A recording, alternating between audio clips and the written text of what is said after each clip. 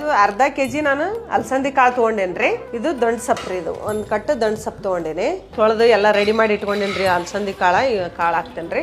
ಈಗ ಇದಕ್ಕೆ ಕಾಳು ಮುಳುಗಷ್ಟು ನೀರು ಹಾಕ್ತೇನ್ರಿ ನಾನು. ಈಗ ಇದಕ್ಕೊಂಚೂರು ಉಪ್ಪು ಹಾಕ್ತೇನ್ರಿ ನಾನು. ಇದು ನಾವು ದೊಡ್ಡ ಕುಕ್ಕರ್ ಇಟ್ಟಿರ್ತೀವಿ, ಅದ್ರಾಗ 2 ವಿಸಿಲ್ ಹೊಡಿಸ್ತೇನೆ ನಾನು.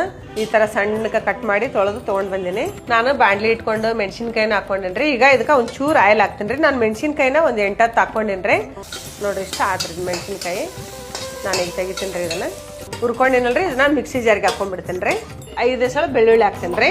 ಮತ್ತೆ ಒಂದಿಷ್ಟು ಕರಿಬೇವು ಹಾಕ್ತೇನ್ರಿ.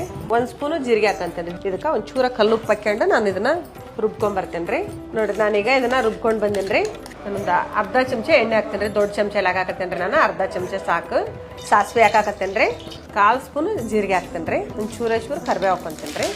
ಮತ್ತೀಗ ಉಳ್ಳಾಗಡ್ಡಿ ಹಾಕ್ತೇನ್ರಿ. ಈಗ ನಾನು ಟೊಮೊಟೊ ಹಾಕಾಕತ್ತೇನ್ರಿ. ಇದು ದಪ್ಪದ 2 ಟೊಮೊಟೊ ಹಾಕಾಕತ್ತೇನ್ರಿ. ಇದಕ್ಕೆ ನಾನೀಗ ಇದಕ್ಕೆ ಒಂದ್ ಸ್ವಲ್ಪ ಉಪ್ಪು ಹಾಕ್ಯಂತೇನ್ರಿ. ಅಂದ್ರೆ ಈಗ ಮೆಣಸಿನ್ಕಾಯಿ ಹಾಕಿನ್ರಿ ನಾನು. ನೆಕ್ಸ್ಟ್ ಅರ್ಶಿನ ಪುಡಿ ಹಾಕೊಳ್ಳನ್ರಿ. ಇದು ಗರಂ ಮಸಾಲ ರೀ. ಇದೊಂದು ಸ್ಪೂನ್ ಹಾಕ್ತೇನ್ರಿ. ಈಗ ಧನಿಯಾ ಪುಡಿ ಹಾಕಾಕತ್ತೇನ್ರಿ. ಸರ್ ಈಗ ನಾನು ಸೊಪ್ಪು ಹಾಕ್ತೇನ್ರಿ. 1 ಸ್ಪೂನ್ ಖಾರದ ಪುಡಿ ಸಾಕ್ರಿ. ಸರ್ ಇದು ಫ್ರೈ ಆಗೈತ್ರಿ. ಈಗ ಇದಕ್ಕೆ ನಾನು ಕಾಳು ಹಾಕ್ಯಂತೇನ್ರಿ. ಸ್ವಲ್ಪ ನೀರಲ್ಲೇ ಬಿಡ್ತೇನ್ರಿ. ನಂಗೆ ಎಷ್ಟು ಕಾಳು ಬೇಕು ಅಷ್ಟು ಹಾಕ್ಯಂತೀನಿ. ನಾನು ನೋಡಿ ಹಾಕೊಂತೀನಿ. ಮತ್ತೆ ಈ ಕಾಳು ಐತಲ್ರಿ, ಇದನ್ನ ಗ್ರೈಂಡ್ ಮಾಡಿ ಇದಕ್ಕೆ ಹಾಕಂಡ್ರಿ. ನೋಡ್ರಿ ಈ ತರ ಗ್ರೈಂಡ್ ಮಾಡ್ಕೊಂಡು ಬಂದೇನ್ರಿ ನಾನು.